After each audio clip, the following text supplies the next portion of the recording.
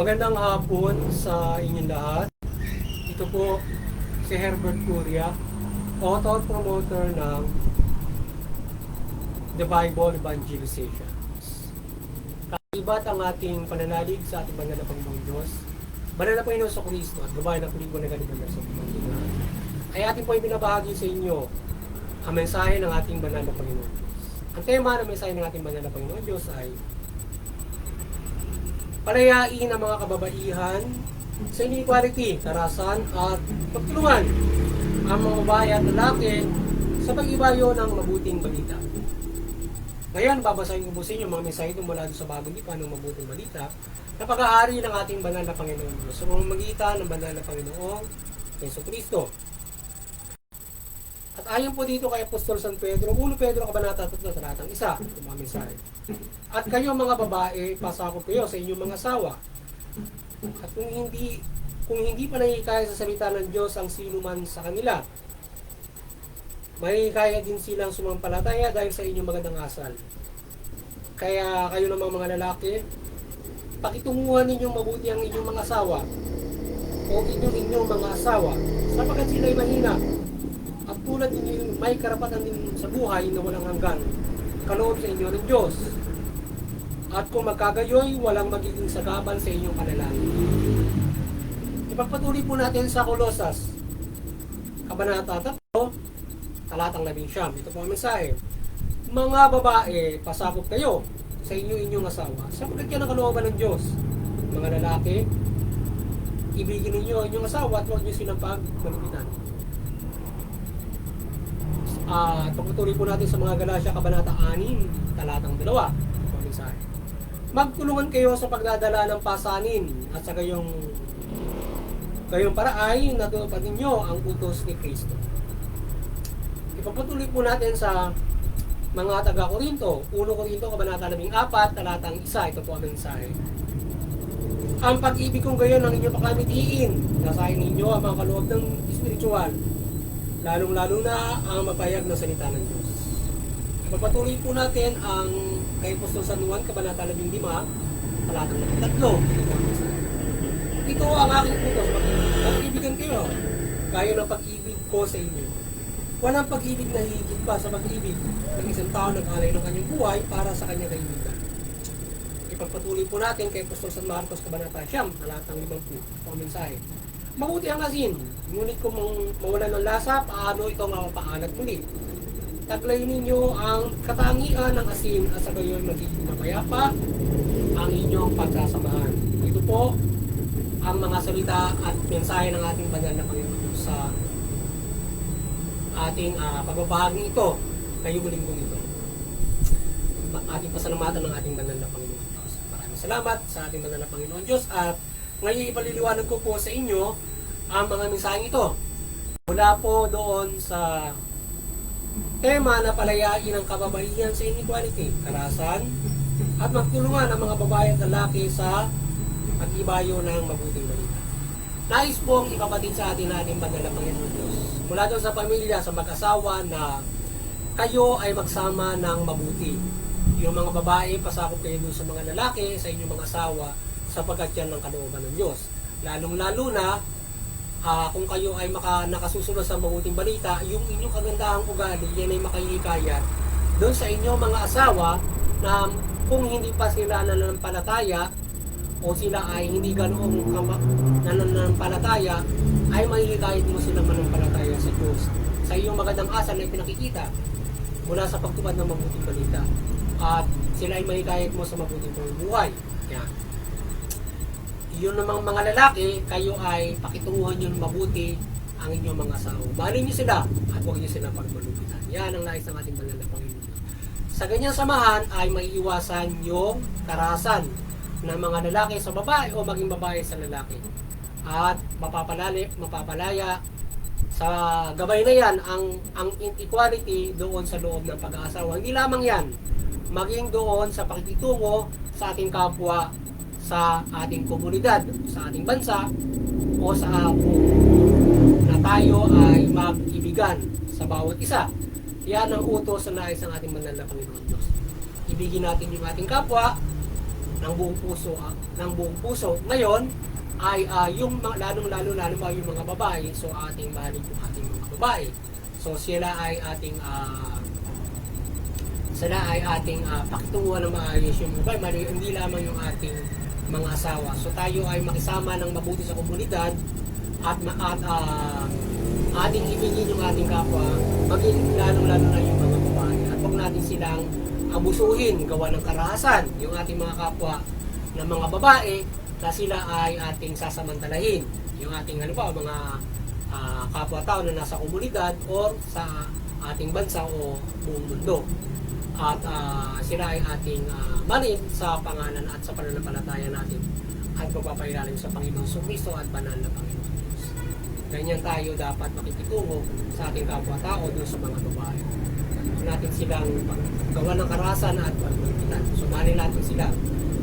Katulad din ng pagmamahal natin sa asawa at gaya ng ating pagmamahal din, tayo ay ignoro na pagmamahal natin na pagmamahal ng banal na Panginoon Kristo sa ating kapwa-tao. Yan. Ganyan dapat tayo makikitungo. At maliban diyan ay yung mga babae ay kayo ay wag mula ng pagkakasala. So para maiwasan yung karahasan ay wag kayong pagmula ng pagkakasala. Gayun naman, hindi porke pinagmumula ng pagkakasala yung mga babae, yung mga lalaki sasamantalahin yung kanilang kahinaan na kaya mo silang gulpihin. Maliban na lang, artista yung asawa mo, hindi mo gulpi yun. Pero yung mga bagay na sila ay mahina sa katawan, nagugulpi mo yung asawa mo, yung iba binabaril. Ay may nagawang mabigat na pagkakasala. So, marami mga iba't ibang kagaya naman ang nangyayari ngayon doon sa mga mag-asawa, magkasintahan. At hindi lamang yun yung mga karahasan sa ating lipunan na human trafficking, prostitution, yung mga bagay na yan at iba't ibang karahasan sa kababaihan. So, dapat ay iwasan natin yan sa pamamagitan ng ating tayo ay magmalasakit doon magmalasakit na tayo sa ating kapwa-tao. Yan. At yung mga babae ay huwag kayong pagmulan ng mga pagkakasala nga na kayo ay para kayo pagmalupitan ng inyong mga asawa. Hindi naman mga lalaki, yung kagaya na sinabi natin, ay huwag nyo namang abusuhin yung babae doon sa kanila kayo na kagaya doon sa nangyayari nga sa lipunan. Inaabuso nila yung babae dahil porque mahina, nanonoko nila, ayun, sila ay ginagawa prosti. Human trafficking, pinagtatrabaho ng mabigat, mga ganun mga bagay at hindi naman pinapasweldo. Yung iba, mga nasa domestic, nahihirapan, mga katulong, mga ganun. Kagaya na nangyari na ginulpi-gulpi nila yung katulong nila, nabulag na. So kawawa, huwag natin pagmalupitan lalo na yung nasa ganun klase ng kalagayan na pinagsisilbihan ka na nga, mamaliitin mo sila dahil katulong sila. So huwag natin silang, para lumaya tayo, yung ating kapwa, ano man ang katatayuan sa buhay, yung sa equality at karahasan, sila ay ating mahalin. Pakitunguhan natin ang mabuti. Huwag nating abusuhin. Irespeto natin sa panangkas ng ating makabagong panahon sa paggawa ng mabuti yung kanilang karapatan. At yan ay makadiyos yung karapatan na yan para respeto natin yung karapatan ng mga kababayan. Na sila ay makatumuhay na maayos na tayo ay mayroong patas na pamumuhay. So huwag natin silang abusuhin na mauwi doon sa pagugulpe at halos ay papatay ng sila.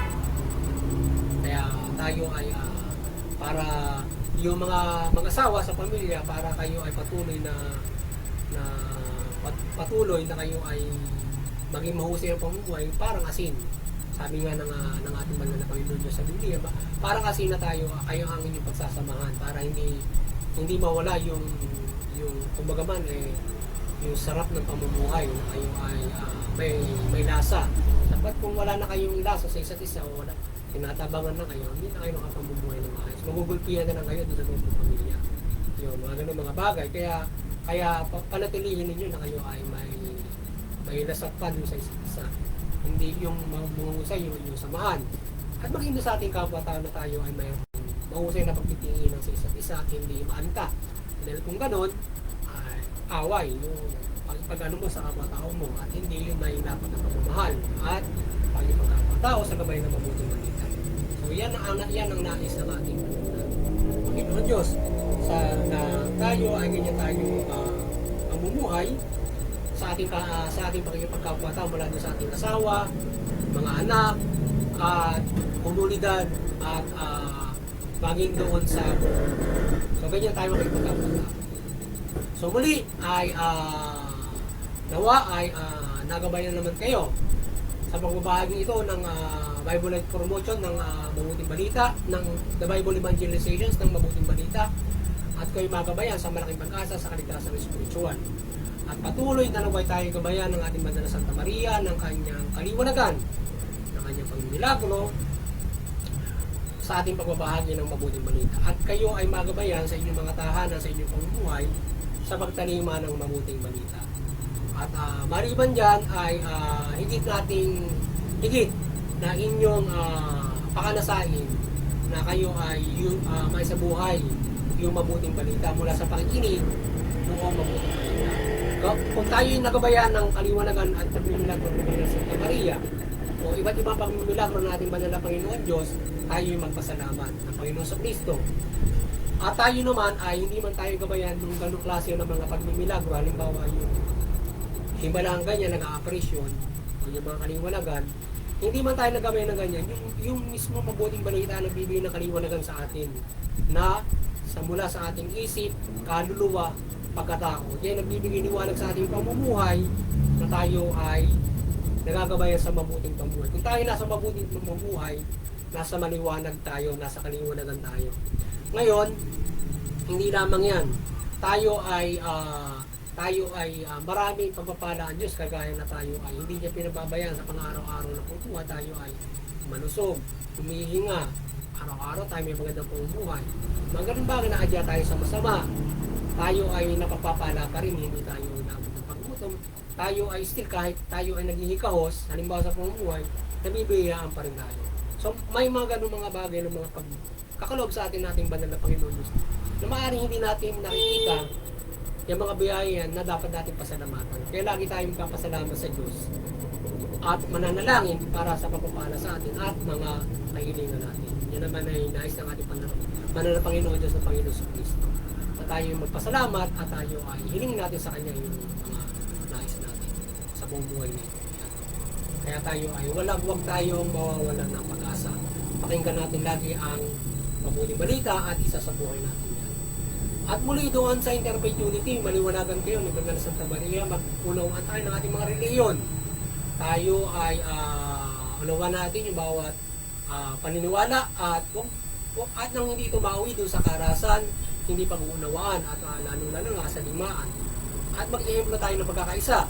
Makagabay tayo doon sa mga pagkakaisa ng kapamahalaan, bawat mga bansa, lahi, mga wika, yan.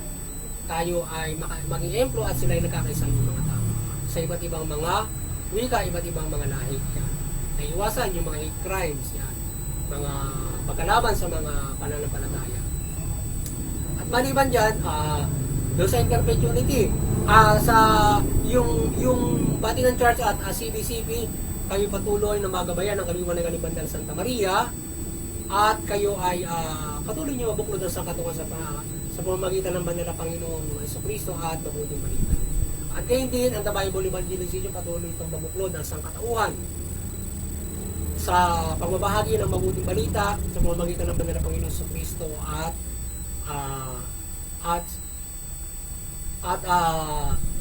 sa gabay ng ating Banal na Santa Maria. Tayo ay patuloy niyong gabayan sa pagbubuklod ng sangkatauhan mula sa pagbabahagi ng Mabuting Balita. At doon sa mga kapamalaan, kayo ay maliwanagan ng ating Banal na Santa Maria at yung mga kapamalaan ay tumalima ng kayo ay mamahala ng mabuting pamamahala, patas na hustisya at tugunin nyo yung karapatan ng bawat isa o yung karapatan ng tao, yung bawat mga bansa. Sa gayon ay nagagabayan sila sa mabuting pamumuhay mula sa balangkas na inyong gabay bilang pamahalaan. At sila ay sila ay magabayan sa kaligtasan spiritual. So yun, muli ang magandang hapon sa inyo lahat at sana ay patuloy tayong pagpalain ng ating Banal na Panginoon Diyos at ang lahat ay maniwalagan at tayo ay protektahan ng ating banal na Panginoon Diyos, Panginoon Kristo, sa gabay ng banal na Santo. Magandang hapon sa inyo lahat. At God bless.